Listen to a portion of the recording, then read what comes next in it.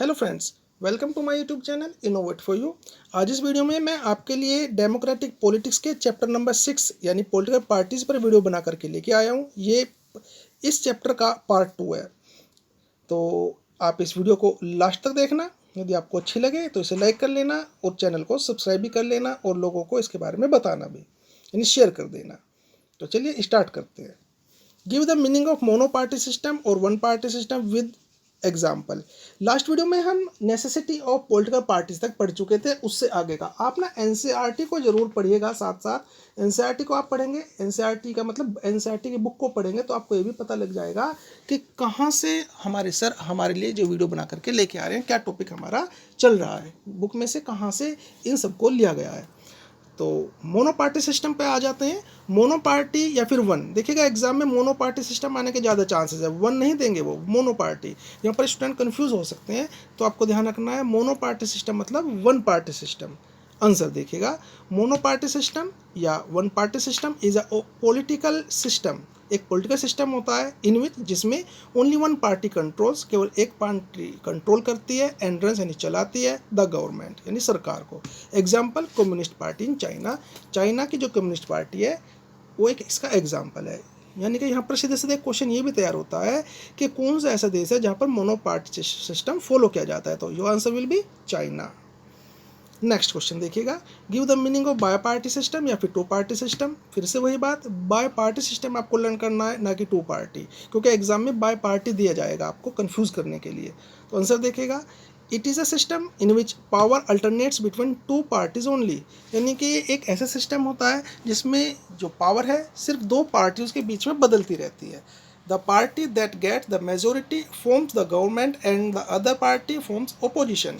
यानी कि ऐसी पार्टी जिसको मेजोरिटी मिल जाती है वो तो सरकार बना लेती है, और जिसको मेजोरिटी नहीं मिलती वो ओपोजिशन में आ जाती है। एग्जाम्पल अमेरिका, अमेरिका में इस तरह का जो रिपब्लिकन एंड डेमोक्रेटिक पार्टी, दो तरह की पार्टी होती है वहाँ पर। और ब्रिटेन या फिर यूनाइटेड किंगडम को ले लीजिए, इन्होंने टू पार्टी सिस्टम अपनाया हुआ है। नेक्स्ट देखिएगा क्या है इसमें, describe any three main features या merit of two party system. Two party system के आपसे मेरिट भी पूछे जा सकते हैं, फिर फीचर्स पूछे जा सकते हैं। तो देखते हैं इसका आंसर क्या होगा। Number 1, power usually changes between two parties, क्योंकि दो ही पार्टी है तो इन दोनों के बीच में ही पावर चेंज होती रहती है। सेवरल अदर पार्टीज में एग्जिस्ट, हालांकि ऐसा हो सकता है कि पार्टीज बहुत सारी हों, यानी देश में पार्टी तो बहुत सारी बनेंगी, लेकिन चुनाव लड़ने, इलेक्शन के लिए कंटेस्ट करना और साथ ही साथ गवर्नमेंट फॉर्म करना सिर्फ दो पार्टी का काम होगा। Number 2, in system people get clear choice, यानी कि इस तरह की प्रणाली में, सिस्टम में लोगों के पास बिल्कुल क्लियर चॉइस होती है। Number 3, strong opposition is good for democracy, यानी मजबूत ओपोजिशन जो होता है एक डेमोक्रेसी के लिए बहुत ज़रूरी होता है। यदि ओपोजिशन नहीं होगा तो सरकार को कौन बताएगा कि वो क्या काम सही कर रही है, क्या सही नहीं कर रही है। लोगों के लिए जो आप पॉलिसीज बना रहे हैं, स्कीम लेकर आ रहे हैं, क्या लोगों से फ़ायदा उठा रहे हैं नहीं उठा रहे हैं, वरना सरकार तो ये सोचेगी कि हम सब कुछ काम अच्छा कर रहे हैं। तो ओपोजिशन का होना बहुत ज़्यादा ज़रूरी है डेमोक्रेसी के लिए। Prompt decision are taken and implemented, ठोस डिसीजन लिए जाते हैं और उनको साथ साथ इम्प्लीमेंट भी किया जाता है। मोर डेवलपमेंट एंड लेस करप्शन, ज़्यादा से ज़्यादा विकास होता है टू पार्टी सिस्टम में, और इसमें करप्शन जो है कम होता है। तो ये था मेरिट्स या फिर features of two party system. Next देखेगा, write any one demerit of political party system. सिर्फ एक डीमेरिट आपसे पूछ ली जाती है एग्जाम में, कभी कभार ऐसा आ जाता है। देखिएगा स्टूडेंट्स, एक एक नंबर के 20 क्वेश्चन आपको एग्जाम में देखने को मिलेंगे, यानी कि 20 नंबर के क्वेश्चन आपके एक एक नंबर के रहेंगे। तो उसमें MCQ, fill in the blanks, one word, इस तरह के क्वेश्चन आएंगे। तो इस तरह के क्वेश्चन आपके इंपॉर्टेंट है जिस तरह का अब आया है। Write any one demerit of two party system. Answer में देखिएगा, in this system only two main parties have a serious chance of winning majority seats from to form the government. यानी कि इसका एक ये इसका एक तरह से डीमेरिट है, केवल दो पार्टी ही हैं जो विनिंग चांस रखती हैं, उनमें से कोई सी एक पार्टी जीत जाती है, दूसरी अपोजिशन में आ जाती है। बाकी सब पार्टी बिल्कुल ये मान के चलो नील हैं, उनका कोई भी रोल नहीं होता। तो ये इसका डीमेरिट है। Next question, give the meaning of multi party system. Multi party system का आपको मीनिंग बताना है। It is a system in which several parties compete for power and more than two parties have a reasonable charge of coming into power either on their own और in alliance with others, example India. अब देखिएगा, इसको समझिएगा आप, multi party से ही आपको समझ में आ गया होगा, जहाँ पर बहुत सारी पार्टीज़ होंगी, बहुत सारी पार्टीज़ इलेक्शन लड़ती हैं। किसी एक पार्टी को यदि किसी कारण बहुमत नहीं मिलता, यानी उसकी मेजोरिटी नहीं आती, तो किसी दूसरी पार्टी के साथ अलायंस कर लेती है, यानी कि उस पार्टी के साथ आ जाती है, जिससे वो सरकार को अपना फॉर्म कर लें। ध्यान रखें आप, इसे हिंदी में गठबंधन की सरकार भी बोलते हैं। आपने न्यूज़ चैनल में सुना होगा कि गठबंधन की सरकार।